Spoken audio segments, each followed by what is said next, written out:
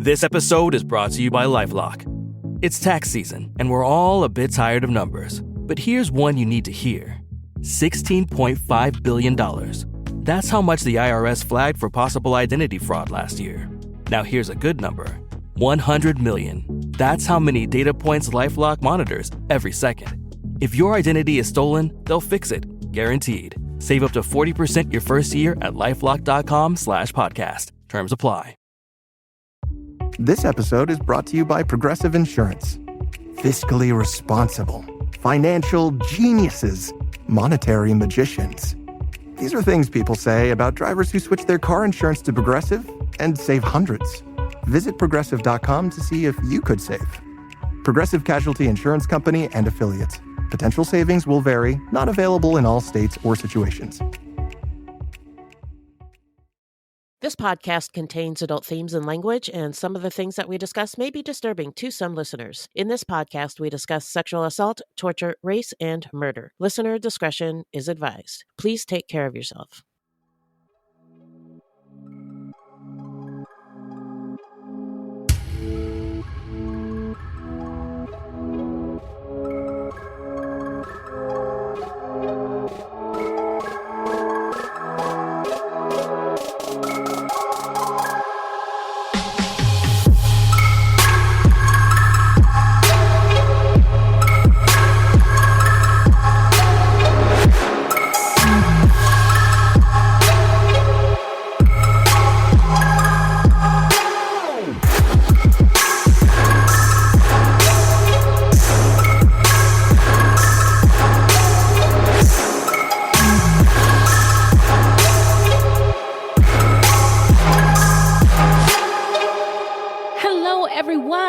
Welcome to Fruitloops, episode 197. Thank you so much for listening. Nafi and bienvenidos, bitches. Fruitloops is a podcast about true crimes committed by people of color and those who are othered and the victims, because contrary to popular belief, not all serial killers are straight, cisgender, able-bodied white dudes. What? No! These crimes rarely get any public attention because the news is racist. Allegedly. And we are Wendy and Beth. She's Wendy, a Black Latinx woman, and I'm Beth, and I just happen to be white. That's right. And she's a co-conspirator. We're not journalists, investigators, or psychologists. Just a couple of gals interested in true crime. Also, the opinions expressed in this podcast are just that, our opinions. So, who are we talking about today, Beth? Today we're talking about Nikko Allen Jenkins, a Black and Native American man convicted of murder in Omaha, Nebraska. In 2013, he killed 4 people within a span of 11 days. Oh, my God. All right. Before we get into it, how you doing? I'm all right. It's been a weird week, but we got through it. We did. We're here, and we're ready to pod. Let's get into it. Time for some listener letters.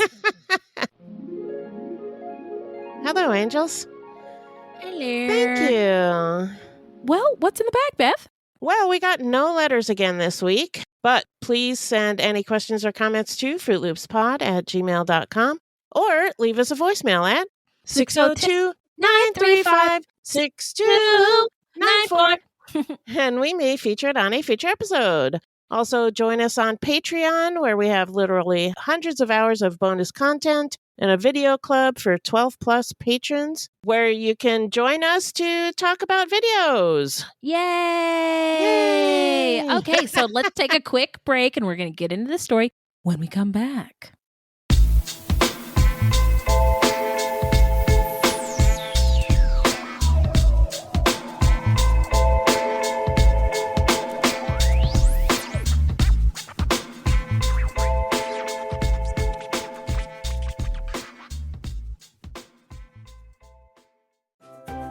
Is the pressure of your wedding day being perfect from sunrise to sunset weighing on your mind? Planning a wedding is stressful, but guess what? We are here to help. On the Bridezilla podcast, we celebrate love and help you plan your wedding day. We're all about keeping it real and having fun every step of the way. So whether you're just starting to plan or counting down the days, we're here to help you stay cool, calm, and collected. We have expert tips and amazing guests, like wedding dress designer Haley Page. Let's get this party started and embrace your inner Bridezilla. Listen to Bridechilla wherever you get podcasts or visit us at thebridechilla.com. The truth about the Haditha massacre has been covered up, but not anymore. I know you know what happened. They went into houses and killed women and children. What are you thinking? What a mess. U.S. Marines murdered innocent civilians in cold blood. And at the center of it all is 25-year-old Sergeant Frank Wuterick. And me. Murder in House 2. A new podcast from Crowd Network. We're back! Remind us, Beth, who is our subject today? Our subject today is multiple murderer Nikko Allen Jenkins. Jenkins was diagnosed with mental illnesses and was sentenced to death for his crimes in 2017. His case raised a lot of questions about the treatment of individuals with mental illness in the criminal justice system. So many questions, so many concerns. All right, let's get into some stats. So we want to say rest in power to all of the murder victims and everyone left in the wake of this tragedy. The victims are Juan Uribe Peña, 26, Jorge Cajiga Ruiz, 29, Curtis Bradford, 22, and Andrea Kruger, 33. So now let's get into the setting. Take us there, Beth. Well, the setting is Omaha, Nebraska.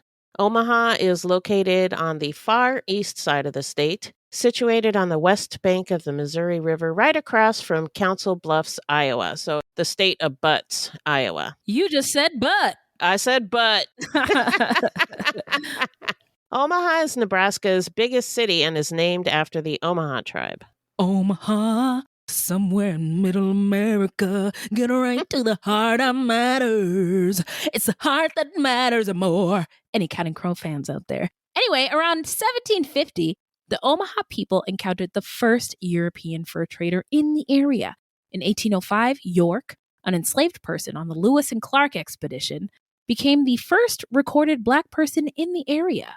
The Kansas-Nebraska Act of 1854 opened up the area to settlement by white people. At the same time, surprise, the Omaha tribe was moved to a reservation that is located in present-day Macy, Nebraska. Once the U.S. government controlled the land, the city of Omaha was founded. Just real quick, the moved to a reservation, people died en route to those reservations when tribes were moved. And also, the land was children and people's lives. Families were basically, kids were held hostage. And the reason why this is important now is there's a case going before the Supreme Court about adoption of Indigenous children. And a lot of the issues that are going on still to this day in terms of land rights and land back and civil rights, a lot of it has to do with just land that the United States has taken. So during the Great Migration, a time when Black people fled the South in droves in order to escape Jim Crow laws and racial violence in their own countries, and also to pursue economic and educational opportunities, Omaha attracted a lot of Black migrants because of its industrial jobs with the railroads and meatpacking industries. By 1910, it had the third largest Black population among Western cities after Los Angeles and Denver. Whoa. Yeah, I never would have guessed that. Me either, but want to hear my Omaha joke? Sure. Have you ever met somebody from Omaha? No. That's because they never leave. I don't know why that's funny. I don't either, but I heard it a long time ago and I never forgot it. Okay, continue. So racism has dominated Omaha from the beginning. In 1865, the proposed Nebraska state constitution had a clause limiting voting rights in the state to free white males. This clause kept the territory from becoming a state for almost a year, and yet they kept it in there until, they realized it wasn't going to fly. Okay. In 1867, a mob of 400 white people attacked 20 Black men who were trying to vote. They were just trying to vote. Just trying to vote. Okay. There were also a lot of German and Eastern European immigrants in Omaha, and the newspaper, the Omaha Bee, routinely used yellow journalism to promote bigotry, and it regularly played ethnic groups against each other. Not just Black people, but everybody, right? Divide and conquer. That's what white supremacy, that's how it thrives. Yeah. And the first Ku Klux Klan group in Omaha was formed in 1921. Housing, schools, and churches were highly segregated from the outset. There were lynchings, of course, and suspicious deaths in police custody. Economic racism in the form of jobs, salaries, benefits, and job security that were not available to people of color. There was redlining and the undermining of Black businesses and community cohesion through such actions as building interstates through entire neighborhoods The old hits. Yeah. America's greatest hits. Yeah. There were even laws against Black people using the city's public transportation system. And for more than 75 years, Black people were excluded from the white economy of Omaha. Throughout downtown Omaha, Black people weren't allowed to shop, eat, or otherwise spend money at the same places where white people did. That's just dumb. It is. Yeah. I mean, when Black people would go shopping, they couldn't try on clothes, right? So they'd have to buy clothes. And if they didn't fit, they didn't know if they would fit. Yeah. Exactly. Fuck that. Yeah. It's terrible. During the mid-20th century, massive restructuring in railroads and the meatpacking industry cost the city more than 10,000 jobs. And Black people were particularly affected by the loss of these industrial jobs. Today, only one other metropolitan area in the United States, Minneapolis, has a wider economic disparity between Black and white people. Wow. That's also a surprise. Yeah, I didn't know that. I thought Minneapolis was it's super diverse, but super segregated. I did not know that. Yes, ma'am. So the family of Nikko Jenkins includes members of both Black and Native American communities.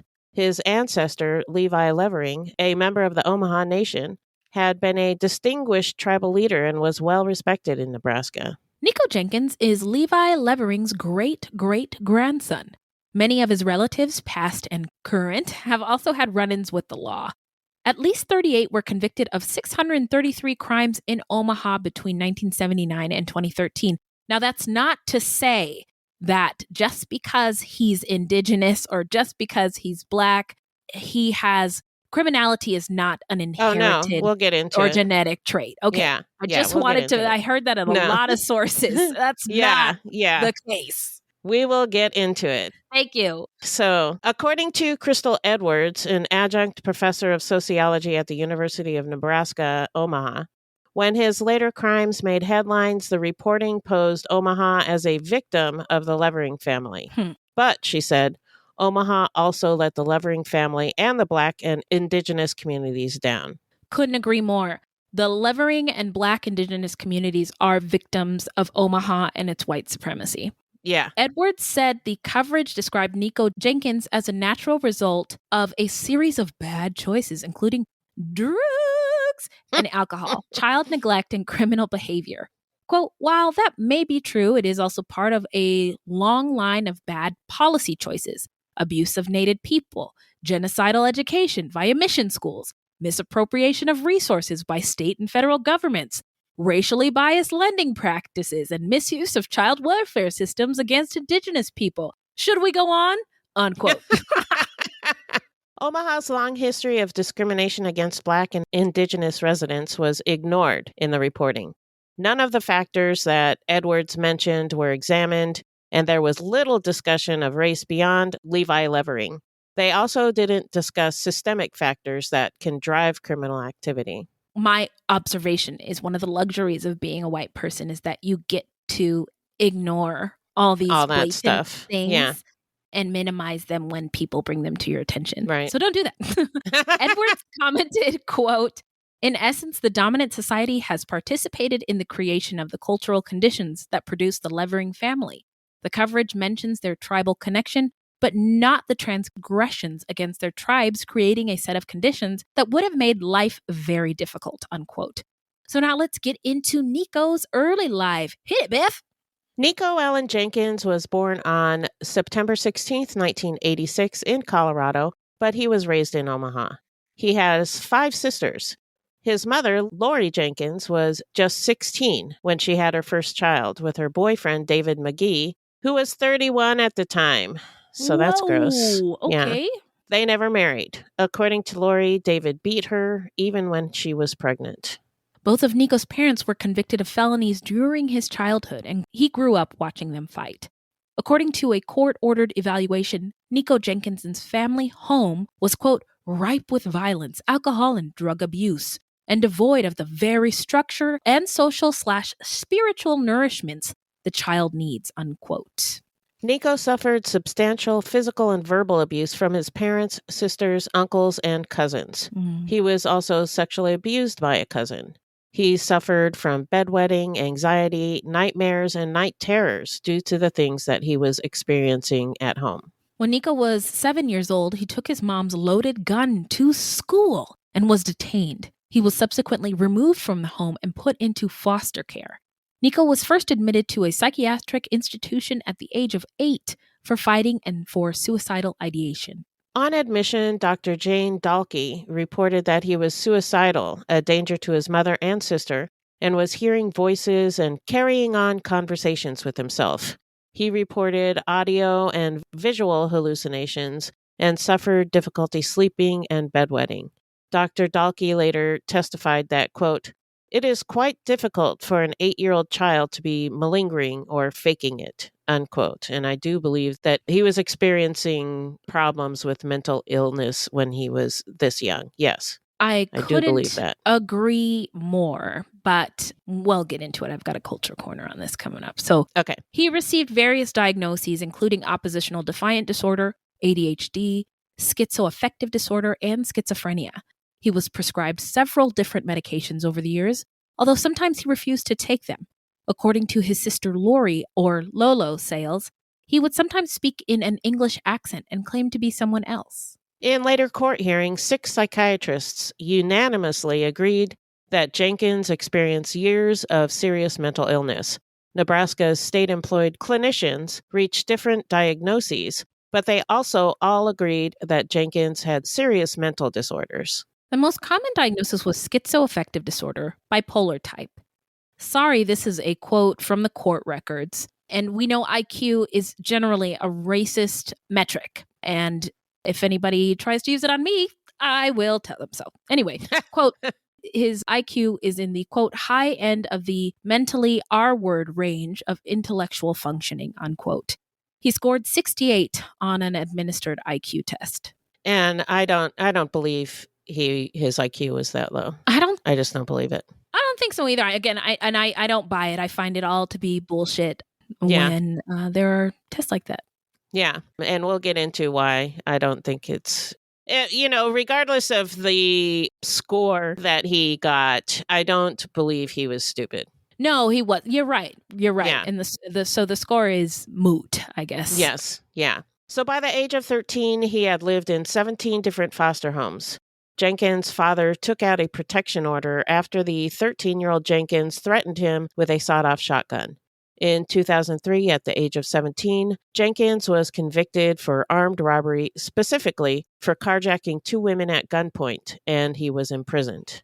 In July of 2005, at the age of 18, still very young, he was placed in solitary confinement for the first time. He was permitted 1 hour outside his cell a day for exercises, in a small fenced-in cage referred to as a dog run or kennel. Human beings are not dogs. No. He received no meaningful mental health treatment while in solitary. Afterwards, he was placed in solitary off and on. Of the 8 years that Jenkins was in state prison, he spent almost 5 years in solitary confinement. From June 2007 until his release in 2013, he spent 77% of his time in solitary confinement. And you're not going to believe this, but solitary confinement doesn't bode well for mental illness. It's not good, It actually makes it a gazillion times worse. Yeah. So during his confinement, Jenkins' mental illness manifested in, I can't think of a better adjective other than bizarre behaviors. There were suicide attempts and multiple facial, penile, and other self-mutilations. Jenkins reported delusions about an Egyptian god, Apophis, who commanded him to hurt himself and others. First, he began tattooing his face. Then he started cutting his face, telling his mother that the demon wanted him to sacrifice himself. Prison officials told his mom that it was accidental. He reportedly sliced his own penis to try to make it look like a serpent. Wow. This was allegedly an attempt to pay homage to the Egyptian serpent god, and it required 27 stitches. Ouch. Okay. Yeah. Dr. Gutnick later testified that, quote, Jenkins' multiple mutilations of his own penis would be an indication of severe mental illness. A person would have to be fairly out of touch and psychotic to be able to not react to that level of pain, unquote. Yeah. Agreed. Mm-hmm. Really, doctor? You don't say. How many years of school did you go to come up with that one? Prison staff reported that Jenkins, quote, has been snorting his semen in his left nostril on a daily basis and drinking his own urine daily for the last 2 weeks as his own method of nutritional supplementation, unquote. I wonder if he watched that Bear Grylls show. Bear Grylls said to drink your own urine because it's full of vitamins if you're dehydrated in the wilderness. Quick culture corner.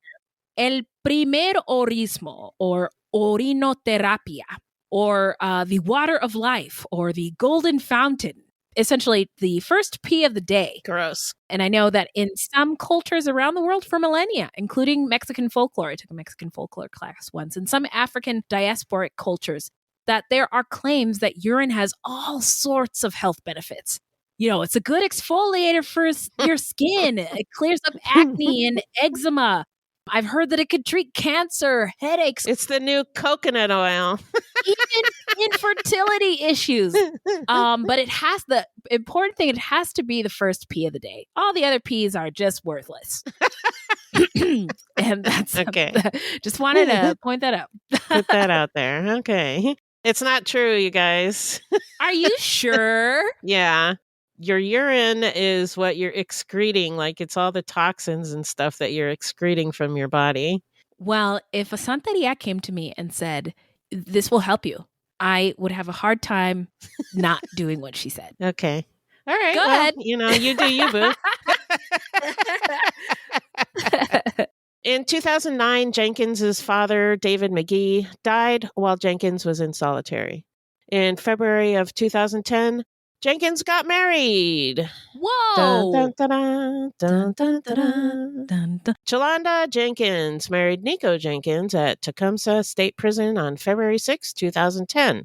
The two were both serving jail terms, so I don't know how this happened, but happened, it did. Just the two of us. We get married in jail, just the two of us. You and I. Yeah.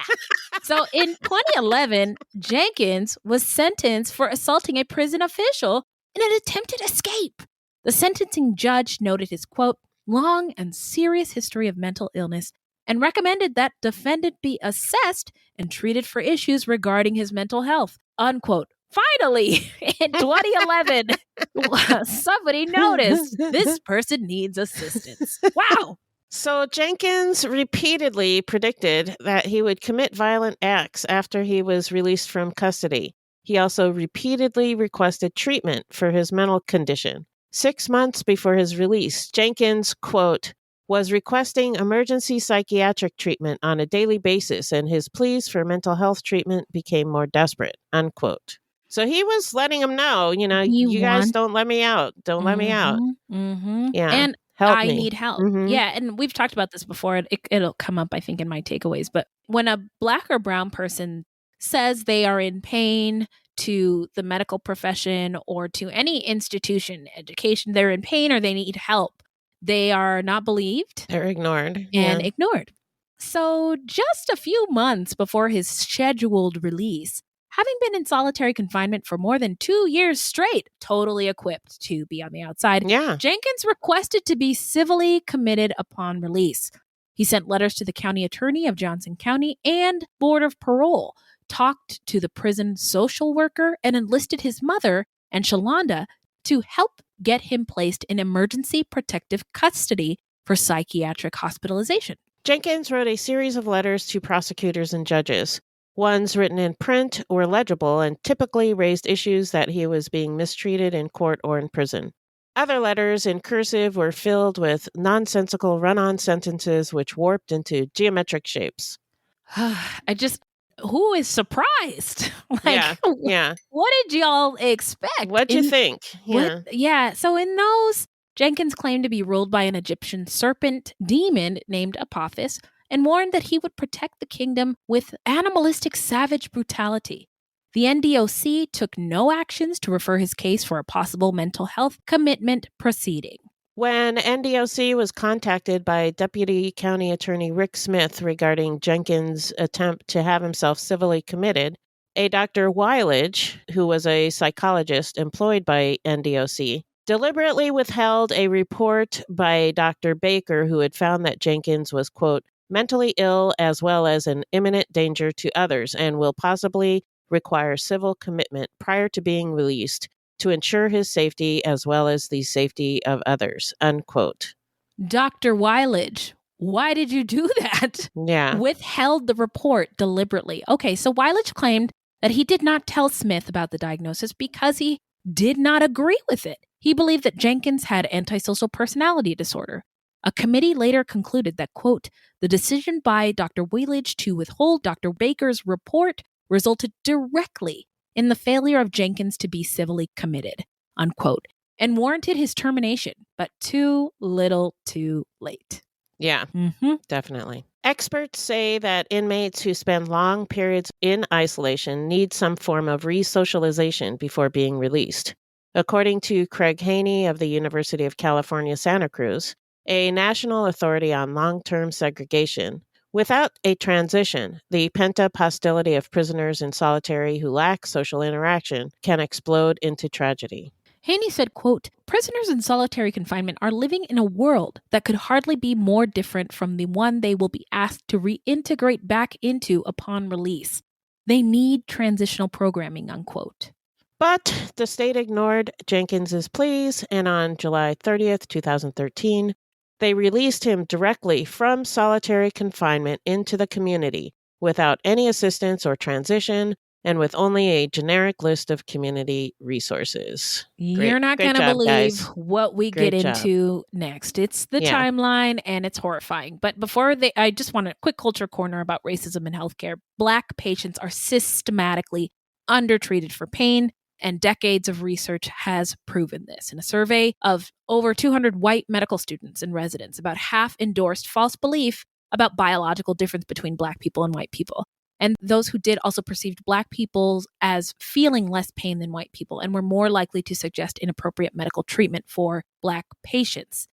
And it ultimately fails all of us, right? But it comes from slavery. Thomas Jefferson, a man who raped 16-year-old Sally Hemings and enslaved his own children and did not set them free even after he died, wrote prolifically in his justifications about slavery, saying that Black people were inferior mentally, felt less pain than white people. And this is a problem for Black and brown people in healthcare and medical and mental healthcare today. Yeah, that's sick. So it is so sick. Did I mention I'd like to be excused? Anyway.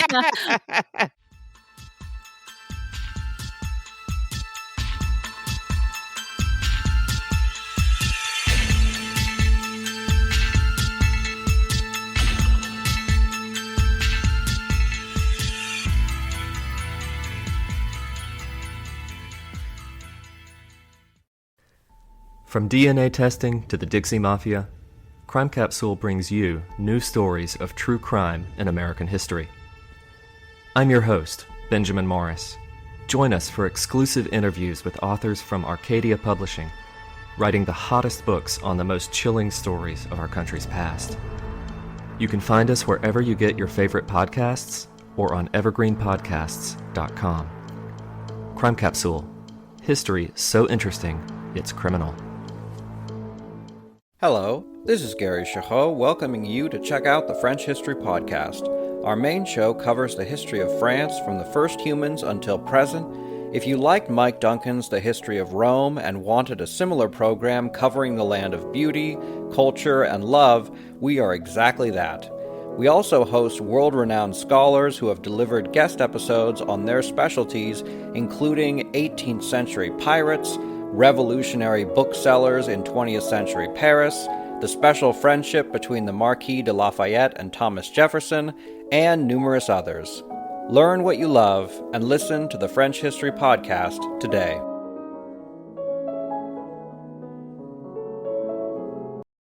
All right, let's get into the timeline. Splish splash.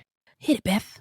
The day that he was released, Nikko Jenkins, his mom, and sisters stopped by his cousin Brian Easterling's house. Brian hadn't seen Jenkins since they were teenagers. They reminisced about childhood memories, and then Jenkins' mom asked for a favor. Jenkins needed a place to stay where he could keep out of trouble, and they thought Easterling would be a good influence on him. Were you wondering why he wouldn't stay with his mom or couldn't stay with his mom? I did wonder about that. Yeah. Because he's not on parole. He's just released outright. Right. So, well, I don't know. He might be on parole, but... Oh, okay. Because if he is on parole, that wasn't clear to me in the story. If he is on parole, you can't stay with a convicted felon. And we know that his mom was a convicted felon. Yeah, that might be why. Yeah. So he must have been. So Brian agreed to help, and Jenkins moved in at the beginning of August. But Brian didn't know what he was getting himself into. Jenkins would walk around the house with a sawed-off shotgun. Oh, my God. Yep. Kind of scary. His sister Erica visited frequently and kept a revolver in her purse. Jenkins asked his girlfriend's sisters and other relatives to buy him shotgun ammunition. The Jenkins family even discussed getting an unhoused person to buy the ammo. But ultimately, his mother, Lori Jenkins, bought it. Lori later claimed that she didn't give the ammunition to her son, but gave it to someone else. But then... she claimed that her son told her he needed the ammunition for self-defense and that she had no idea he was going to use it to kill people. So first she said she didn't give it to him, and then she said she did, but he wasn't going to, he was just going to use it for self-defense. Right. And this ammo is he has a shotgun, and the ammo was something they called deer slugs, which is basically a bullet for a shotgun. Shotguns don't have bullets? I don't know nothing about guns. No, shotguns, it's like scatter shot. Okay. So it's like little pellets inside of that. You've seen those red shells. Yeah. Yeah, so there's a bunch of little pellets inside the shells that it's a scatter. Oh. They can do some damage. But what he was using was actually a bullet for a shotgun. Oh. Didn't know they made those. Wow, I look at us learning stuff. Something new. Wow. So on the evening of August 10th, Oscar Ramirez and his fellow roofer, Juan Uribe Peña, 26, got something to eat after work, then decided to go to Tequila nightclub. In the parking lot of the nightclub, Juan spotted an old friend, Jorge Cajiga Ruiz, 29, and the three began talking. Jenkins' sister Erica and his cousin Christine Bordeaux approached the men and asked if they wanted to party. After some discussion, they took the party to Juan's apartment. At the apartment, they drank some beer, and Erica excused herself to the bathroom, where she called her brother Nikko. Oscar wanted to get some alcohol and food, so he borrowed Juan's car for the errand. While he was gone, Juan called him to let him know that they were going to pick up another woman. So then there would be 3 couples. Juan, Jorge, Erica, and Bordeaux left in the pickup truck and went to Spring Lake Park, purportedly to pick up the 3rd woman. Oscar never heard from his friends again. Jorge's phone records showed that he received about 10 calls from Oscar that were never answered. Oscar fell asleep at his friend Juan's apartment, waiting for them all to come back. And this, for some reason, this particular detail got to me. Sad. They're all going to just have a party, and then they just left and never came back. Yeah, it is sad. Once at the park, Jenkins approached the truck, robbed the men, and then shot them, once each in the head, as Erica and Bordeaux stood outside. Jorge had been covering his face when he was shot, and the bullet went through his hand. Jenkins, Bordeaux, and Erica then returned to a motel room in Council Bluffs that Lori Jenkins had rented. And why? I don't know. But they had this hotel room. Okay. According to Bordeaux, Jenkins told his mom that he offed 2 essays. And by the way, essay in Spanish is slang for dude or bruh. Dude or bruh. Yeah. Bruh. And Lori just asked if he got any money. Jenkins told his mom that he was afraid that Bordeaux had gunshot residue on her clothes. So Lori got rid of them and gave Bordeaux a change of clothing. Lori Jenkins later vehemently denied Bordeaux's account, saying that she had no idea that her son had killed anyone and that she gave Christine Bordeaux a change of clothes because Bordeaux had said she spilled beer on her shirt. At about 5 a.m. on August 11th, a police officer found the bodies of the two men in the pickup truck parked near a swimming pool in Spring Lake Park. Their pockets were turned inside out and Jorge's wallet was missing. Bordeaux later admitted to her role, but said that neither she nor Erica knew that Jenkins was going to kill the men.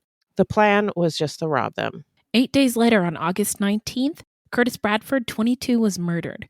Curtis was once Jenkins' fellow prisoner and someone he called my little homie. The day before the murder, Jenkins and Curtis had posed together for a picture that was posted on Facebook. On the evening of August 18th, Curtis Bradford went to a barbecue at his aunt's house. His aunt said that around 7 or 8 p.m., she saw him talking to Nikko Jenkins across the street from her house. Curtis returned to his aunt's house to eat, and then he left. Jenkins and Curtis went to Jenkins' mom's house.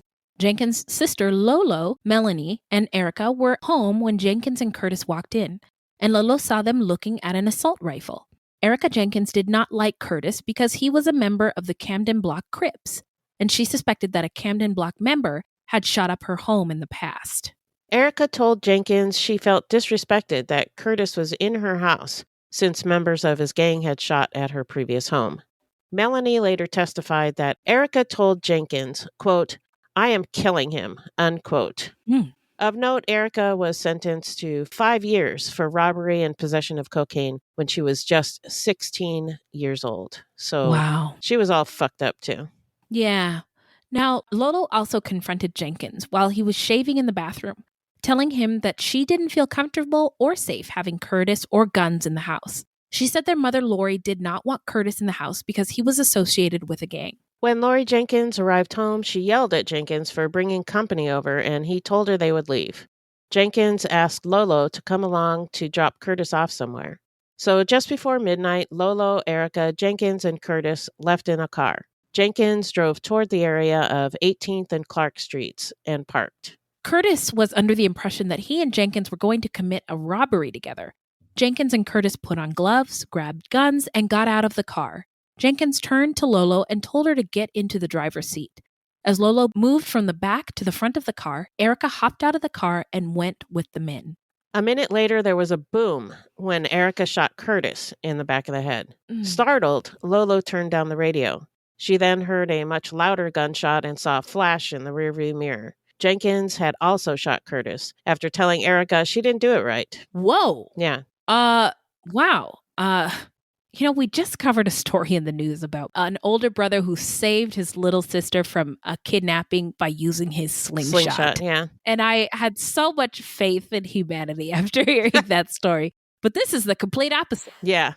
Lolo got out of the car to see what was going on.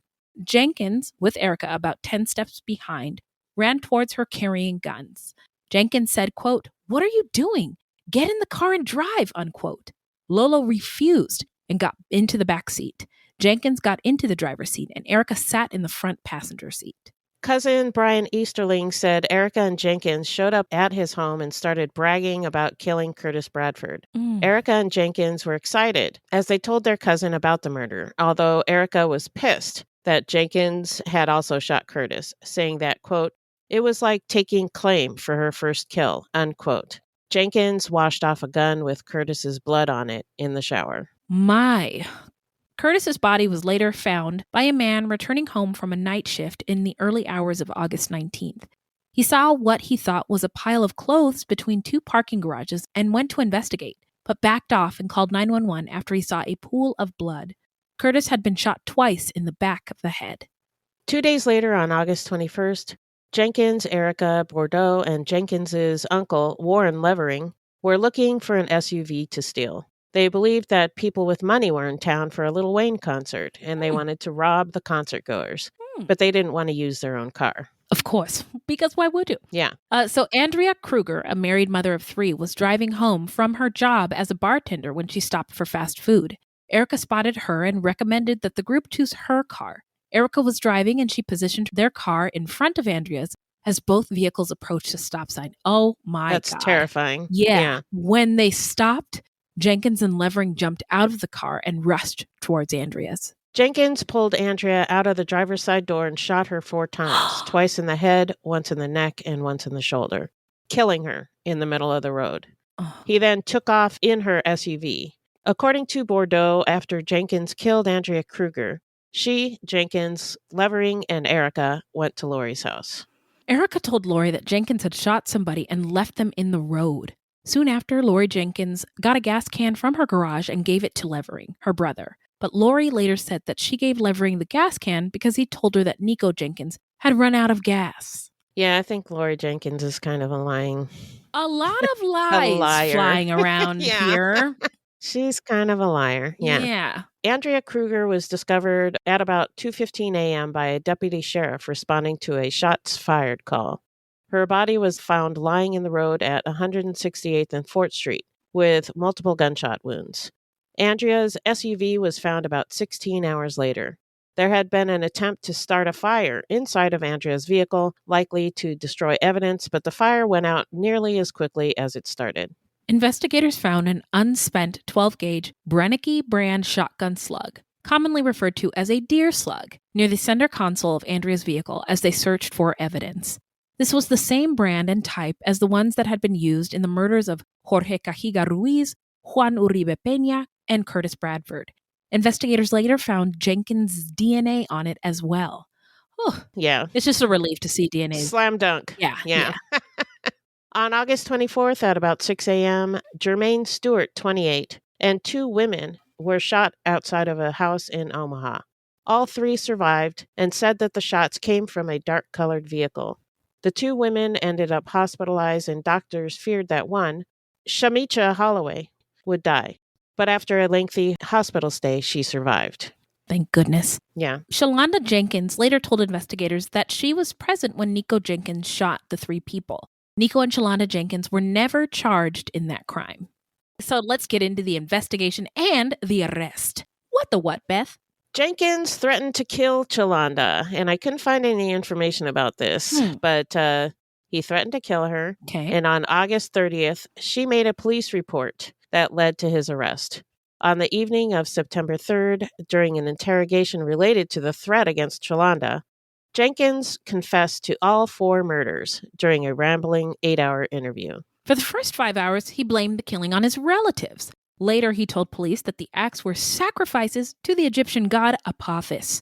But he also intimated that the reason that he killed within weeks of his release from prison was to exact revenge on a correction system that threw him away without treating his mental illness. And I can think of so many other ways to go about that problem. Doing that, yeah. Yeah.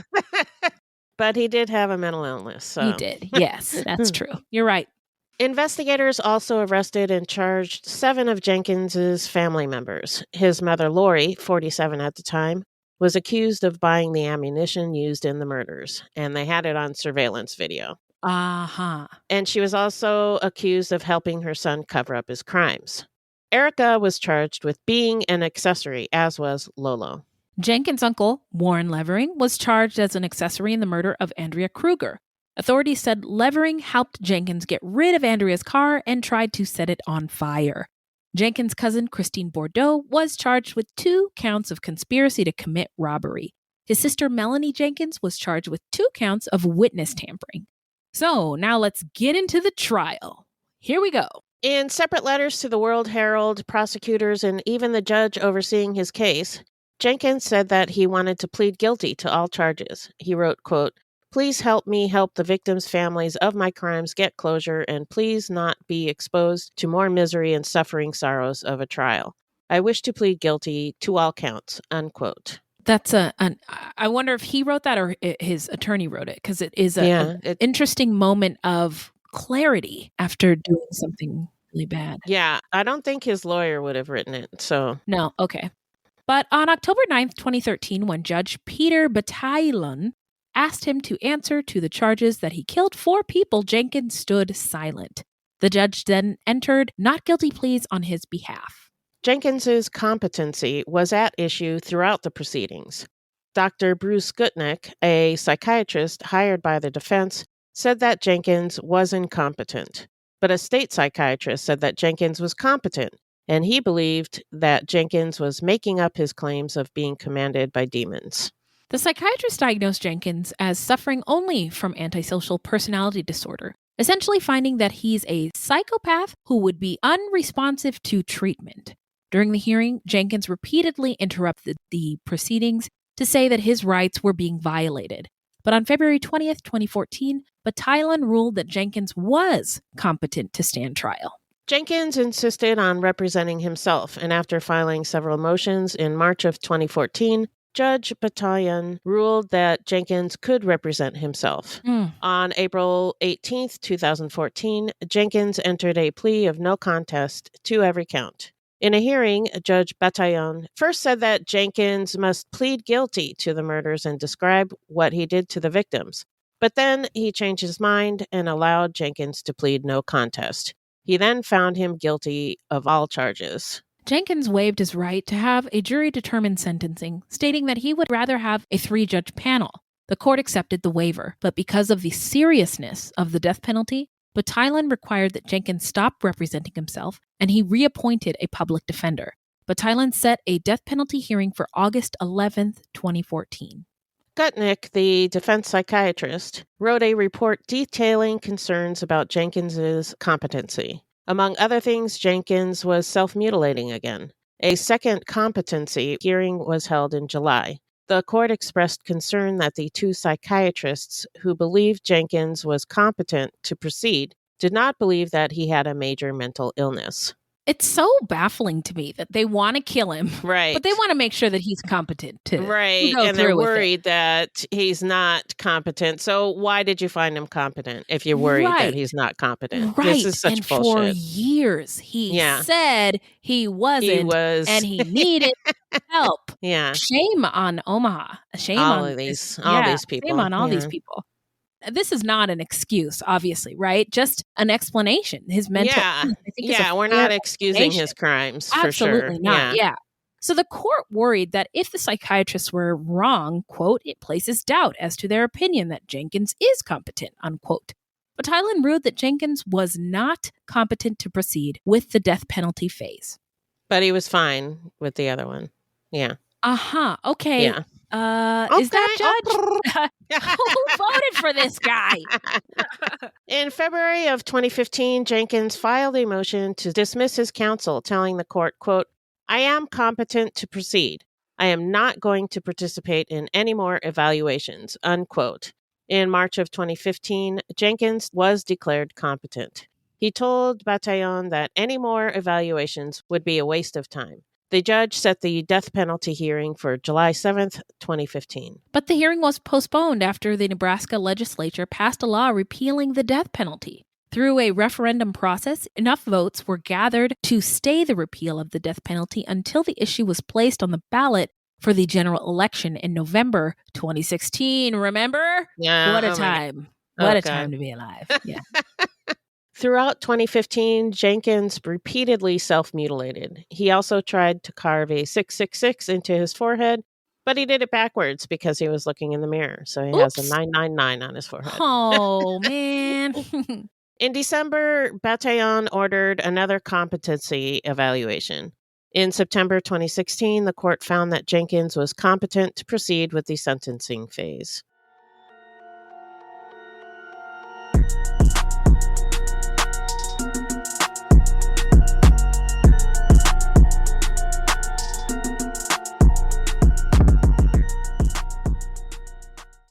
Hey, podcast listeners, I'm Paul Brandis introducing my podcast, Countdown to Dallas. It's a fascinating, in-depth look at the seemingly unconnected events that led to the assassination of President John F. Kennedy. It's based on my book of the same title. In that book and in this podcast, I go all the way back to 1939, when Lee Harvey Oswald was born into a troubled and dysfunctional family. I'll follow his transient and often violent teenage years and young adulthood, painting a fuller picture of the man who would later become Kennedy's killer. I also take a look at events unfolding in that era, like Cuba and Vietnam, and I'll unpack the conspiracy theories too, not one of which has ever been conclusively prove it. Subscribe to Countdown to Dallas at evergreenpodcasts.com or your favorite listening app, October 31st. Capital punishment was reinstated by voters through Nebraska's referendum process in November of 2016, and Jenkins' death penalty sentencing phase began the same month. During hearings, Jenkins spoke in tongues, refused to accept prosecutors' accounts of the shootings, and laughed as prosecutors recounted the killings. At one hearing, Jenkins howled on his way out of the courtroom. Courthouse officials called it the Nikko Show. Wow. He also attempted to sue his defense team, attorney Tom Riley, and his staff. Jenkins wrote that he wanted Battalion to dismiss Riley from the case because Riley provided, quote, ineffective counsel in direct violation of said plaintiff's Sixth Amendment right, unquote. And this is why I said earlier that this guy's not stupid. He's, filing all of these motions and represented himself. And some of his decision making is weird, but he has a mental illness, but he's not stupid. Yeah. And I appreciate you making that distinction as somebody with a mental illness. And I also look at people who have PhDs, etc., really, really educated, intelligent people who also have mental illness, right? It doesn't mean that you're exactly that. You're stupid. Yeah. You just have a mental illness. Yeah. And I'm actually impressed sometimes with people who have mental illnesses who can function in society, like the intelligence and the fortitude you have to be able to function in society with a mental illness. Right. Yeah. I mean, throughout my life of dealing with mental illness, like my therapist will say, if you had cancer, you wouldn't be any less competent, right? Right. Your body is disadvantaged or sick, right? And you have to kind of think of mental illness in the same way, but it's with your mind. There's probably a much better way of saying all that. I just can't think of it right now because I'm tired. So Jenkins also said that the police's evidence against him was, quote, brought about by unconstitutional methods that offend a sense of justice, unquote. Jenkins seemed most upset by the contention that Andrea Kruger was killed during a robbery. He pointed out that he had a history of successful carjackings in which he didn't kill. Okay. Whoa. I am a successful carjacker. Check my charges, please. Put some respect on my carjacking name. Wow. Including 2 that led to his decades-long prison term. He also pointed out that he didn't take any of the cash in Andrea Kruger's purse. He argued that he wouldn't hurt a woman unless Apophis commanded him to.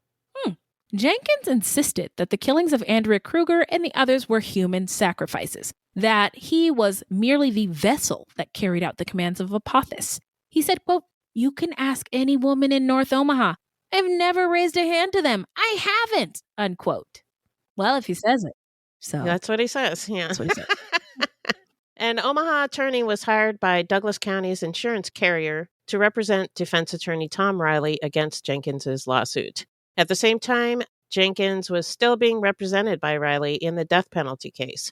Riley said that Jenkins's lawsuit would have no influence on his office's representation of Jenkins, saying, quote, if that were the case, all defendants would have to do is sue us, and they'd never have to have public defenders, unquote. The 3-judge panel considered mitigating evidence, including Jenkins' plea of no contest, his difficult childhood, and his mental disorder. The panel found he had a personality disorder of narcissistic, antisocial, and borderline. That is quite the cocktail of it's a lot. Personality disorders. Multi-diagnoses is tough to manage. Yeah. But they declined to consider his prolonged solitary confinement. What? And release you dummies. Immediately to the community, despite his repeated requests to be civilly committed as a threat to others. The panel concluded that his solitary confinement was as a result of his own actions and threats. So they declined to consider his solitary confinement as mitigation. Wow. I think solitary confinement is so inhumane. Nothing good has come of it. It's torture. Exactly. And I'm so grateful to shows like Ear Hustle that have interviewed inmates who have gone through it and just talk about how brutal it is and what it has done to their minds. And then, I mean, we should be ashamed as a society. Yeah. Yeah. So the panel of judges sentenced Nikko Jenkins to death on April 20th, 2020. The U.S. Supreme Court refused to hear his appeal, and the court didn't comment on turning away the case. So now let's get into where are they now? What do you got for us, Beth? Well, Jenkins is currently being housed in the Tecumseh State Correctional Institution. This case caused such a public outcry that reports on Jenkins's life and prolonged solitary confinement prompted significant reforms in Nebraska's use of solitary confinement, particularly with respect to persons with mental illness. Okay. Also, the investigation by Nebraska's legislature concluded that, quote, it was Jenkins' long-term confinement and segregation which exacerbated his mental health problems, prevented him from receiving mental health treatment and any form of rehabilitative programming, and very simply made him more angry and disturbed, unquote. Wow. Can't disagree with that. Wait a minute. 20 years earlier, he was in jail telling you guys this. Yeah. And finally, you accepted it. They listened. Wow. Thanks. So Cholanda divorced Jenkins in 2017. Erica Jenkins was sentenced to life in prison for her role in the murder of Curtis Bradford. Jenkins's cousin, Christine Bordeaux, testified against her at her trial. Christine herself pleaded guilty to attempted robbery and criminal conspiracy and was sentenced to 20 years. Bordeaux and Erica Jenkins were both sent to the Nebraska Correctional Center for Women to serve their time. And in September of 2016, they were placed in the same cell. 3 days later, Erica and another inmate assaulted Bordeaux with a metal padlock in a sock. Oh my God. Wow. Bordeaux reportedly suffered a concussion, facial injuries, and a broken arm. Ouch. Yeah. Yeah, that is really stupid to put them in the same cell. I don't know what Nebraska, I have so many questions. I have so many questions, Nebraska. What are you doing? You're a hot mess over there, Nebraska. Seriously. Oh my God. You hear about this Nebraska nonsense over here? Jeez. Erica Jenkins received another 20 to 30 years for beating Bordeaux. In 2021, Erica asked that her name be legally changed from Erica Ashley Jenkins to Illuminati E-Goddess Erica Prestige, which appears to have been granted. Okay, we see you, Illuminati. Wow. Wow, that is something. Yeah. Wow. Okay. So Nikko Jenkins' mother, Lori Jenkins, was found guilty of 2 felony accessory charges stemming from concealing evidence from the Spring Lake Park killings and providing false information to police about the purchase of ammunition and for providing replacement clothing for Christine Bordeaux. She is also serving her time at the Nebraska Correctional Center for Women. The whole family's in there. Whole family. And I mean, the whole system makes me sick. And this is when I think this is an example of the entire system failing. Everybody. Yeah, absolutely. Everybody touched. Warren Levering was sentenced to 40 years also for accessory to murder and robbery. Lori Lolo Sales testified at Erica Jenkins' trial and was later released from custody. And as far as I know, she did not serve any time for this particular crime. Now, did you hear that Nikko Jenkins filed a lawsuit against the officials in the state of Nebraska? Yeah. Yeah? Yeah. I'm not sure when that happened, but yeah, he did file a lawsuit. And I think it was dismissed, but I'm not sure. Okay. I'm not 100% on that. Yeah, I noted that in some sources that he filed suit against the authorities in Nebraska for letting him out and for the murders and wanted gazillions of dollars in damages. I'm pretty sure it got dismissed, but I'm not 100%. Okay. It might be still in the works. Okay. I just thought it was very interesting and wanted to say it before we left. Yeah. While you're thinking about it. Yeah. So let's get into, what we think made him snap in our takes. What do you think about this case, Beth? Well, generational trauma and a horrific childhood combined with mental illness and our so-called justice system that seems hell-bent on just fucking people up. Yep.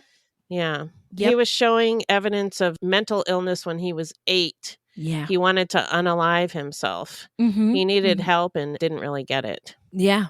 Yeah. I think that he probably did have a personality disorder, But that doesn't mean he also wasn't psychotic. Mm-hmm. Was he hearing voices and being commanded by a serpent god to kill people? Mm-hmm. Maybe, but I think that regardless, at the root of it all was anger, and anger to the nth degree. How come? So when you're mentally ill, you're, hearing things or seeing things that aren't there, but it's all coming from your brain. Mm-hmm. So this anger, I think, exacerbated his mental illness, and, his brain was telling him to kill people, Yeah.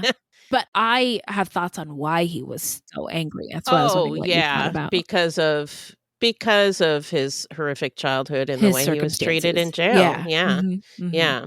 The self-mutilation was a sign that he was in a lot of pain. That's kind of obvious. Mm-hmm. And it then came out as anger towards the world and resulted in murder. Yeah. I think Erica didn't help. She probably egged him on. And was in the same boat, right? Yeah. Cut from the same cloth, essentially. She went to jail when she was 16. So she got all fucked up too. And she's, man, she is tough. Yeah. That woman. She is. Yeah, she is. It's pretty obvious that these murders, although couched as happening because of robberies to Jenkins, the murders were the thing. They didn't even use Andrea's SUV or take her purse. Yeah. When I read about the killings, it sounded to me like a lot of these people around Jenkins and Erica, too, they thought they were just going to rob people. Yeah. And didn't necessarily know that he was going to go rogue and kill people. The murders were unexpected. Yeah, that's just my impression. Erica, maybe she was in on some of it, but I think the first murders of the two men in the truck, I think that was a surprise. And then, maybe she got on board. I don't know. But it disgusts me how they just put him out on the street when he had begged to be hospitalized. Begged. Yeah. Yeah. The people that run the prisons really like to fuck with people, and it's vengeful and gross and not good for anyone. Almost everyone agreed that he had a serious mental illness. And instead of getting him help, they just argued about the diagnoses, Right. Fuck these guys. Who cares what the diagnosis is? I mean, he needed help. Yeah. You needed to give him help, regardless of whether you think it's a personality disorder or schizophrenia. Even if it's a personality disorder, regardless of what it was. Regardless, right. yeah. If he had a physical injury, for example, his penis was slashed, they would treat it, right? Yeah. Before releasing him. You're right. They don't just, release him out on the street with a cut up penis, Yeah. I definitely think the Nebraska correctional system and criminal legal system is definitely partially liable to blame. For definitely. Yeah. Yeah, to blame for his release. And I think one thing to remember is that prisons make money. And I wonder if there is value in not rehabilitating people so they can come back and the business continues to run. And talk about a blooming onion of a case, Beth. Yeah. Whoa. Yeah. It just kept going. It just blooming and blooming. Seriously. Up until like 5 minutes before we were recording when I was like, what a lawsuit. So it's sad, everyone all around, because of all these failures from before Nikko was born in terms of segregation, racism, redlining, the oppression of indigenous people and his ancestors. All those things affected people who came before him, including his parents, who also got wrapped up in the criminal legal system. That affected their ability to parent him. Yeah. He brought a gun to school. Nobody asked what happened to him. Yeah. They just punished him, right? Right. And then I don't think he stood a chance. He was just too difficult and he didn't have the complexion for the protection, right? So he was difficult and he was a brown kid. And I suspect that his ACE score, that adverse childhood experience score, is extremely high. Yeah. And, that generational trauma is real. And if you don't deal with it, it's going to deal with you. And the trauma will continue. Yeah. And the school to prison pipeline is real. Fuck what you heard. And I hate the phrase criminal tendencies because it ignores all of the factors that contribute to a human being's circumstances. And all we want to do is survive. That's what every living thing has a drive to survive. But factors like poverty, race, ACE, adverse childhood experiences, social environment, substances, all are important to consider. Criminal tendencies is not a thing. It's a way to put all the blame on the individual, and certainly individuals are responsible for their actions, but their circumstances are not always entirely their fault. And there can be a lot more to it than that. His childhood was unsafe. 17 foster homes by 13. That's a lot. Yeah, I mean, I think society, Nebraska, Omaha, made it clear that there was no place for him, that he was essentially a difficult piece of trash that just needed to be moved around when it got too tough, and ultimately it just locked him up. And just imagine if the circumstances for him had been different since the beginning. If he had received the care that he needed for his mental illness, if his family had received the services that they needed, maybe they just needed their rent paid for a month, right? And they wouldn't have had to turn to crime.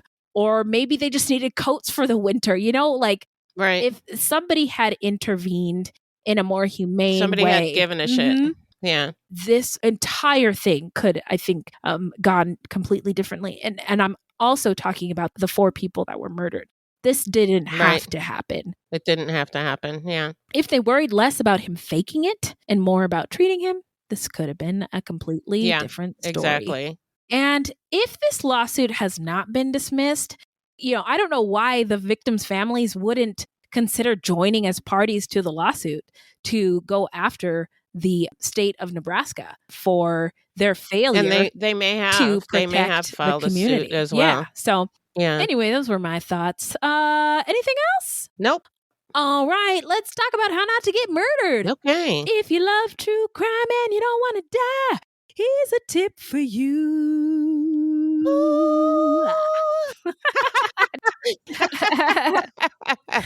This segment is not intended to be victim blaming. We thought of this segment because I read somewhere that a lot of people listen to true crime because they want to know what they can do to be safer. This is not meant to blame the victims. It's just learning from other people's experiences. So what I have today is personal safety with a vehicle. Oh. Just going to go through a bunch of tips that I found. Okay. So I'm here listening. we go. You ready? And taking notes. Buckle up your seatbelts. Okay. All right. Be alert to your surroundings, as always, especially when you leave stores or shopping malls for your vehicle, because this is a time when criminals think that you're carrying cash, credit cards, or other valuables. Whenever possible, park directly in front of the main entrance or windows of a business. If you can, don't walk to your vehicle alone. Use the buddy system. Have your car keys out when walking to your car for quick entry and then lock the doors behind you. Trust your instincts and do not take unnecessary risks. Carry a cell phone and have it readily accessible. Do not give rides to strangers or hitchhikers.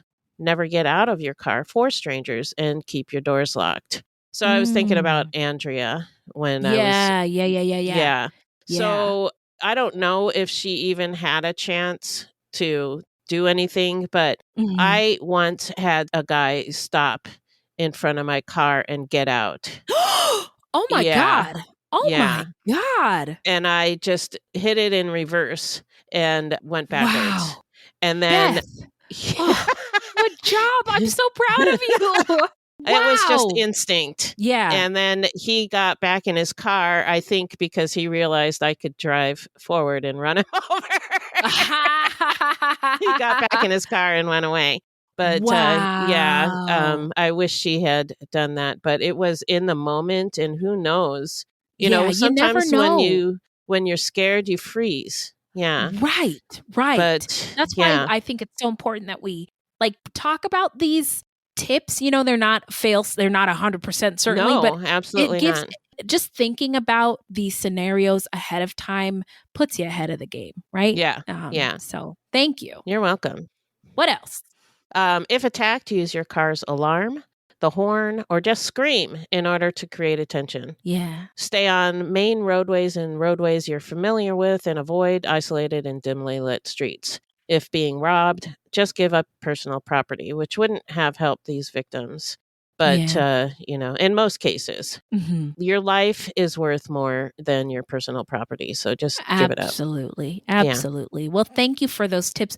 You're welcome. Now it is shout out time where we shout out any content by or about people of color, any other minoritized folks, or any true crime goodies. What do you got? Well, I just wanted to mention there's the writer's strike going on, right? Mm-hmm. So I have been trying to, and also the world is fucking nuts. On fire. Reality TV is my thing, something mindless that I could just turn on and kind of not think about. So Right. Real Housewives of Atlanta is back, and it is such a good season so far. Well, child. So check out Real Housewives of Atlanta. It's on Bravo, but you can also watch it on Peacock, Oh, wow. which is where I am streaming. Did not know So, that. Yeah. Okay, cool. Some fun stuff. What do you got? So I wanted to shout out The Diplomat. It's a TV show Oh. on Netflix. Uh-huh. It's a political thriller starring Kerry Russell, who's white, of course. Yeah, but But there are also a lot of people of color in the cast. Mm-hmm, And if you like The Americans, you're going to like The Diplomat. I loved it. It's like 8 episodes or something, and I binged the shit out of it. I forgot all about it. I watched the first few episodes and was a fan. And I think Kerry Russell can really do no wrong. Yeah. I don't know why I wish she was a real spy. She's so good at playing one on TV. She is. So just to recap, that is, thanks for putting it in there, Fred. You're welcome. The Real Housewives of Atlanta. If you just want to turn your brain off, kind of get away from the reality of the horrid, the burning world. The world is burning down. Earth is ghetto. I want to leave. On Peacock or Bravo if you have cable. And then The Diplomat on Netflix. Oh man, that's the end. Oh, that's the end. Remember that Janet Jackson song? That's the end. No, boom, boom, boom, boom, boom, boom, boom. But it is. It is. Okay, so where can the people find us, Beth? Our website is fruitloopspod.com, and we use Fruit Loops Pod for all of our social media.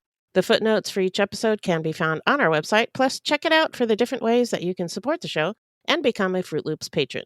You can also support us by supporting our sponsors or by giving us a 5-star review. Yeah, 5 stars only, please. Yeah, please give us some reviews. We need some more reviews, and we'll shout you out. We promise. We will. I'll even write you a tune, a good one. So this is a weekly podcast, and new episodes drop every Thursday. So until next time, look alive, y'all. It's crazy out there.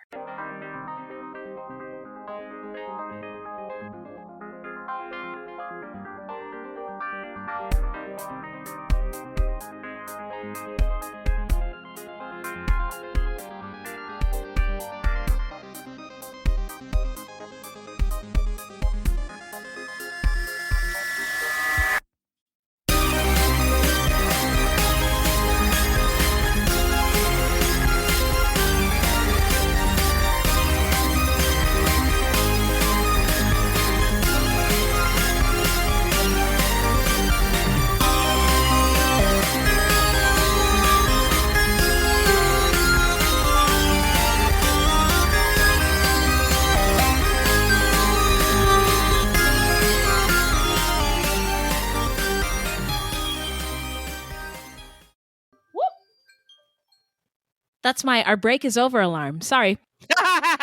Resume. Okay. Holy shit. Okay, let's get into it. Okay, I'll find it. Drugs. It's the new coconut oil. All the other P's are just worthless.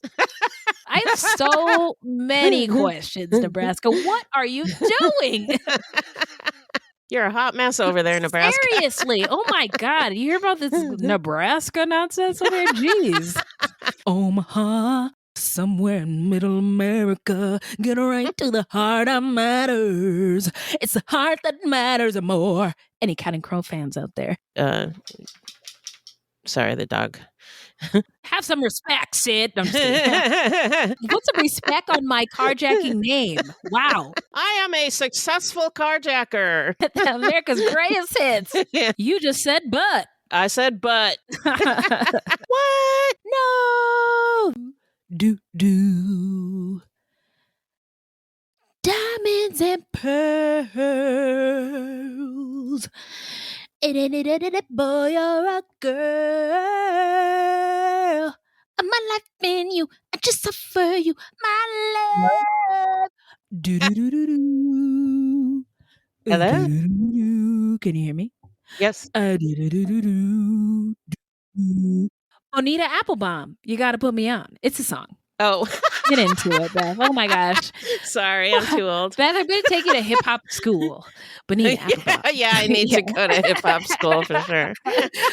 All right, my friend. That's the end? No. Boom, boom, boom, boom, boom, boom, boom. But it is. It is.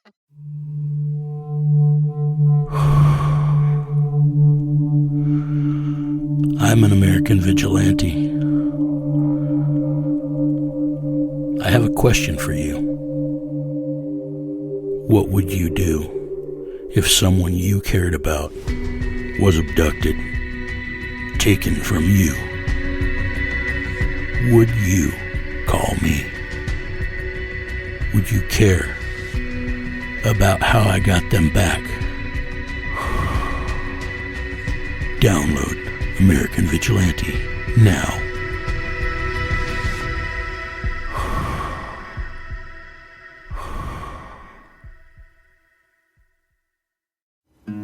Something is creeping, don't follow it down. Let me introduce you to Barry Clew, an authorised financial advisor from New Zealand and a very special kind of stain on humanity. He was a very knowledgeable young guy. He was a registered financial advisor. Type of guy that was bending over backwards to help you. Now, you could be forgiven for thinking that Barry sounds like a great guy, and you'd be right. Well, right up until the point when you're wrong. It was all fictitious. She stole from my son, who has a disability. Chris never knew. He died believing that we're all taken care of. A psychopath is somebody who lacks empathy, acts impulsively. I think there's a strong case that Barry might be all of those things, actually. To find out how Barry Clew stole over $15 million from 81 victims, subscribe to Clueless, The Long Con. That's Clueless, spelt Klooghless.